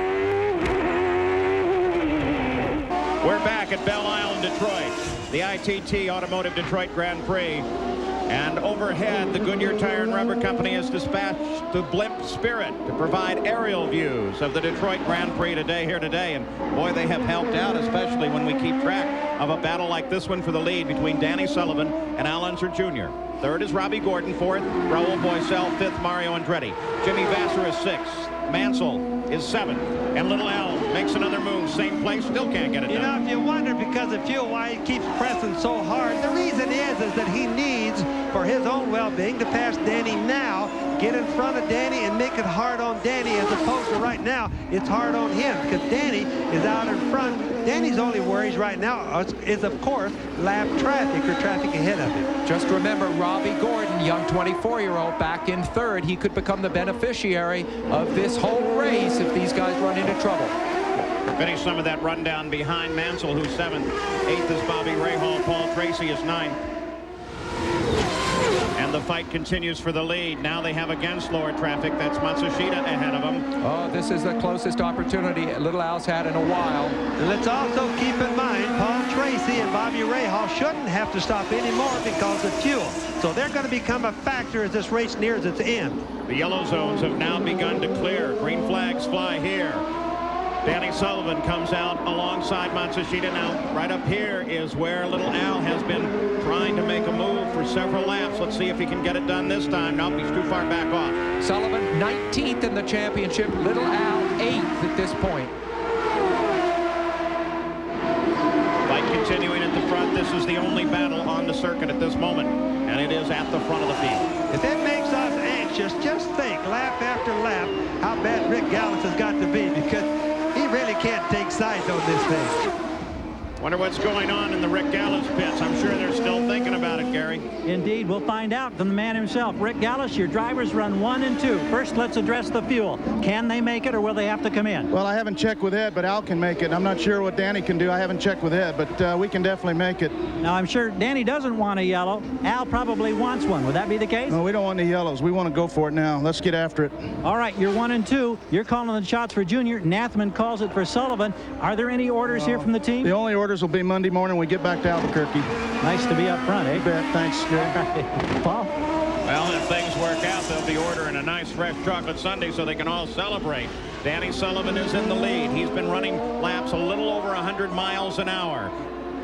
And Al Unser Jr. is behind him. He's been running laps faster, but look at Danny now stretch out a little bit.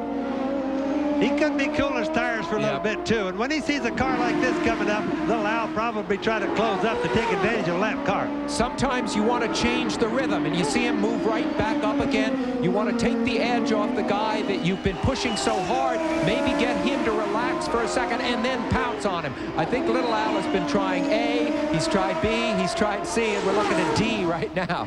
Sam, you're covering that one pretty good. That's exactly what he's been doing.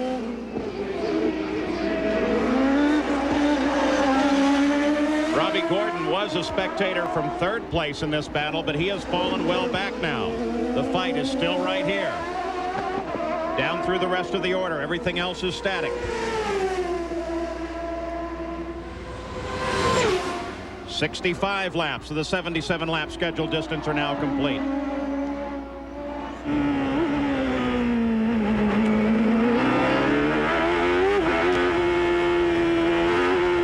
Both these men, of course, have won Indianapolis once. They have both been national champion once. They are, as I said, highly paid, highly motivated, very great racing drivers who've been in eclipse for the last year or so, since little Al won at Indianapolis a year ago and Sullivan won at Long Beach the year before that. So this means the race before that. So this means an awful lot to both. Spectacular ongoing battle at the front. We'll watch Al Unser Jr.'s telemetry. By the way, despite all of those full course yellows, we're averaging 84.6 miles an hour. Nearly 4 miles an hour faster than the record. And now Jimmy Vasser, who was doing so well, is into the barrier, and another car in there. Very difficult to identify that one. That might be Willie T, but I don't want to take a guess at that. I guess I already did, didn't I? Yes, you did, Paul, but it looks like it's Willie T, but it's really impossible to say with all those tires and the red wrapped around the car. And the question is going to be, will they put out a full course yellow for this one? Vasser was running so well, up as high as 6th, and then into the barrier. Again, evidence of how slick it is just off the line. So if Al Unser Jr. wants to make a pass for the lead, he can do it, but he's going to have to be awfully careful. There you see the yellow flag ahead of the accident involving Jimmy Vasser. Vasser's obviously okay, climbed out of the car. They move on past and can resume racing speed once again.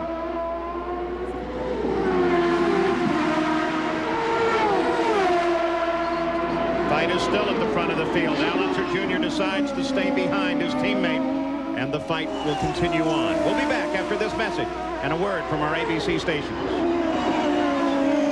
Still leads Al Unser Jr. This is the only battle on the circuit. Everything else remains static. We still have a yellow section of the course, a caution section, because of the accident involving Jimmy Vasser. He's out of the car, no problem there. They're trying to get both of those cars cleared off the edge of the race course. Just keep in mind, these tires don't get any better. They get slipperier as it goes on. The further we go on the race, or the closer to the end, the harder it's going to be for little Al to pass. But Danny Sullivan appears, because of Rick Gallows, to be lower on fuel than little Al is. So it's really going to get interesting. Now you saw Vasser into the barrier almost nose on, and as you come by here, you can see there's also a second car there.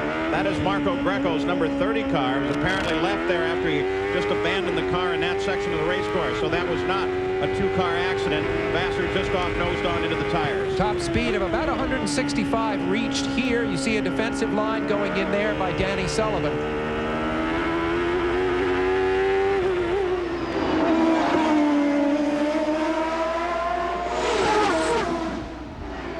Now, you know that Rick Gallows is telling little Al that Danny may not make it on fuel, but he won't tell him, and you can see that he hasn't told him that Danny won't make it on fuel.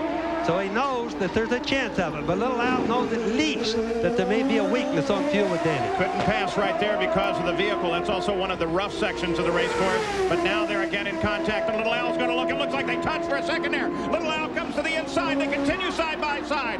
Al Unser Jr. has to drop behind as Danny Sullivan has the better line into the corner, but is little Al anxious to try? You bet he is. Well, that's about as hard an attempt at a pass that I've ever seen in my life. Danny virtually never gave it up. It looked like after Al touched him that he would give it up and little Al get by, but no way. Danny with 16 career wins, Al Unser Jr. with 18. That shows how closely they are matched through history, and boy, that move shows you how closely they are matched right on this track right now. Al Unser Jr. now using a technique of dropping back a little bit during the yellow zones and trying to get a run on Danny Sullivan. Looks like it just may work. Yeah, cool his tires a little bit. Tires are really important today. Remember, the tires are softer. Heat's getting to him a little bit, so he cools them down, and then he takes a run at Danny, and I'm sure he's going to try it again. A driver's heart rate is typically triple what it would be resting. You might be seeing a heart rate here. Oh, and Nigel Mansell in trouble. And the full course yellow comes out now. Nigel Mansell climbs out of the car. They go to make sure that he is okay and the car can get off the course. But they are going to a full course yellow. We've got Vassar's car out there. You have Mansell's car. The leaders will close up. Fuel will be saved, and we can sprint to the finish. It's certainly going to change all the game plans for practically every car on the racetrack, because the yellows, you get about twice the amount of mileage as you do under the greens for the fuel, Paul. This is the first race that Mansell will not have finished that he entered this year.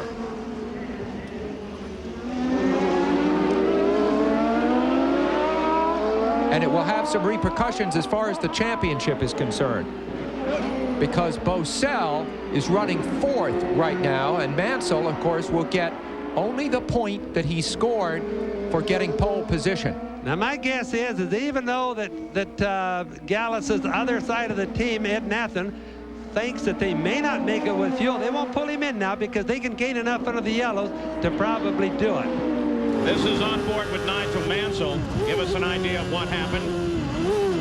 Traffic running ahead. Matter of fact, his own teammate just ahead. Whoa! Just pushes out to the wall. Oh, he hit those marbles. You know, if you just could see what's on that track, it's really dirty. Now watch. Maybe this will show you. Yeah. See, Nigel just got out. Look where his track started back there, and you can see got into the marbles. The marbles meaning all those little rubber balls, plus all the dirt that's out there. And he gets into that. There's no adhesion to the tire, and right into the wall he went. You see Shelley Unser, she hasn't enjoyed a race like this in a long time. If Boesel remains in fourth place, he'll close up to within just 7 points of Nigel Mansell in the championship at the end of today.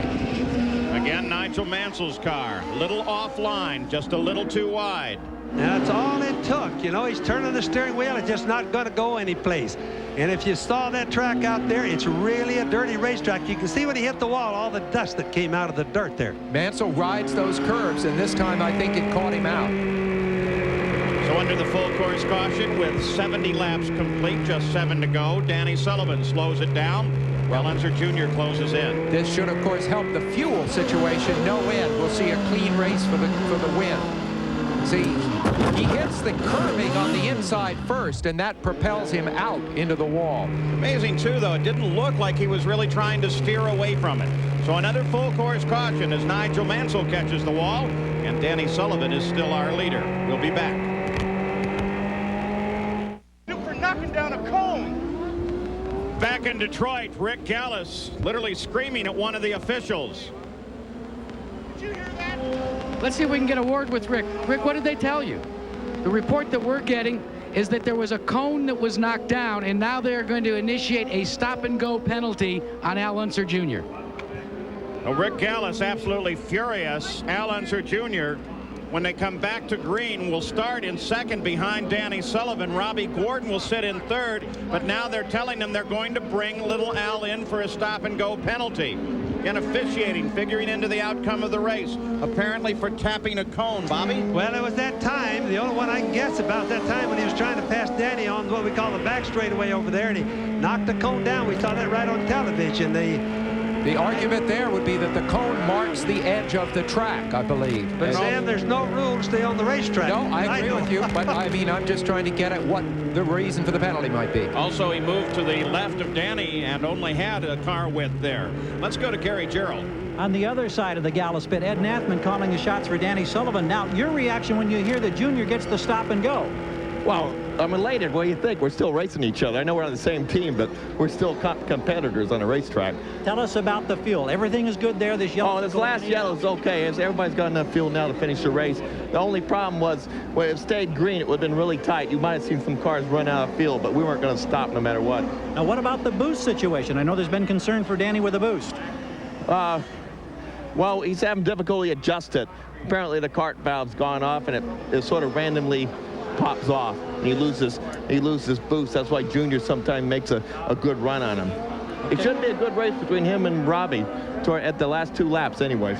A lot of emotion running high. And remember, Ed Nathman, for recent years, he was the man who was calling the shots for Michael Andretti with all of his success in the Newman Haas team. Now he's got Danny Sullivan in his pocket looking for a checkered ball. And you kind of stopped him with that boost question. What will happen here, as Ed Nathman suggested, is Danny Sullivan will come to the green flag. Al Unser Jr. will get a black at the same time, and that should bring Robbie Gordon up to second. Let's go to Jack.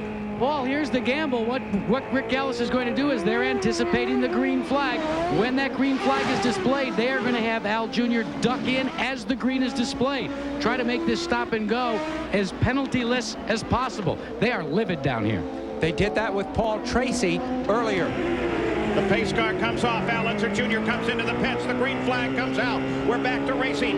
73 laps are complete. They flash over the line, and Robbie Gordon now closes in on Danny Sullivan. That's Willie T. Ribbs just behind him. We suggested he was out of the race earlier. He is not. There's the stop-and-go penalty. Al Unser Jr. back into the fight. The pace car will have to clear off the edge of the course. It does as Al Unser Jr. comes back. But now Robbie Gordon all over the back of Danny Sullivan. And Robbie Gordon doing this on less practice than most of the cars in the race, because on Friday he hit the wall. There was no spare, no section, so he had to sit the rest of the day out. They got a new nose. This morning they had engine troubles. You see Gordon going all out. This is a fresh engine that they put in during the lunch break today. Robbie Gordon going to give it everything he has. Third is Raul Boesel. Danny Sullivan comes out to make the turn. Gordon comes out with him. And I remember, Robbie Gordon has been loose. The rear end's been loose all day.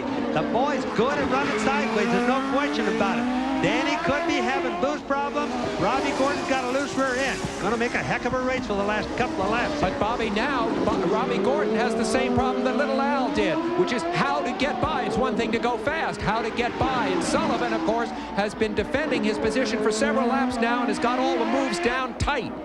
And while this fight continues, Raul Boesel needs to get around slower traffic, and then he can close in. Remember, this battle should slow them up just a little bit, and that will give Raul a chance. Look at Danny, protect position. This is the closest that Robbie Gordon has ever come to winning an IndyCar race. He started here last year with a brilliant drive. I asked him what it was like to drive these cars. He said it's like riding a bucking bronco. I said, well, why don't you slow up a little bit? He looked at me like I was crazy. Robbie Gordon can taste the possibility of victory just ahead, Jackaroo. Well, Paul Page, A.J. Foyt, it's been a long time since he's smiled. He has broken out to a smile here. Gordon slows down. No, you know, he just blew the turn. He blew the exit to the turn. I think the car's okay. I'm sorry, Jack. Go ahead. Maybe he's not smiling anymore. Well, he still is, because what he radioed to Robbie is be sure to use your head. Well, Robbie Gordon does fall off the leader just a bit. Danny Sullivan runs alone right now. Robbie is about a second back, but he can close. Well, you saw him get out in the marbles there just a little bit, and he almost lost the car. When it went by the camera, it looked like he was going to hit the wall. So I'm sure he's going to slow down a little bit now. Robbie Gordon was able to save it. Now he continues in his pursuit, but Raul Boesel should be closing on Gordon. Of course, Gordon was third at the opening race of the year in Australia. He led Indy briefly. This will be a terrific finish for him if he hangs on to second. Here's Raul Boesel now up to third, and of course, improving his chances tremendously in the championship. And that's Mario Andretti closing in on Boesel. Bobby Rahal behind Andretti by another car. There they are as they go to the white flag. It's Danny Sullivan in front. Rahal trying to challenge Mario Andretti. Gordon runs alone in second place. The leader is Danny Sullivan. Boesel still can't get around the slower traffic. The battle is here right now. Looks like they ran over some debris or something came off of Mario's car. But Danny Sullivan is out in front now. The final lap of this race. Can he hold on to the finish? He is unchallenged at the moment. But remember, this is still a very slick course. The fuel question should have been answered, and Robbie Gordon spins it. He has a flat tire.